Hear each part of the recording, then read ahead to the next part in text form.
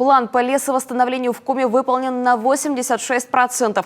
Всего в этом сезоне искусственным и естественным способом планируется восстановить порядка 57 тысяч гектар. Об этом рассказали сегодня представители регионального Минприроды. В преддверии профессионального праздника Дня работников леса и лесоперерабатывающей промышленности инспекторы посетили Сыктывдинское лесничество и показали представителям СМИ весь цикл лесовосстановления. К примеру, эту делянку выделяли местному населению из лозы и пажги для заготовки древесины на личные нужды. Подрост на участке сохранен, дополнительно подсаживать елочки не надо, лес восстановится сам. На участках, где отсутствует подрост или его недостаточно, менее 500 штук, на таких участках мы назначаем искусственное лесовосстановление.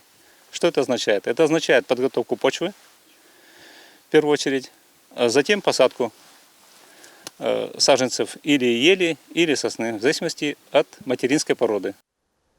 Другая делянка ушла с аукциона. Здесь была коммерческая заготовка древесины. Лес вырубили полностью.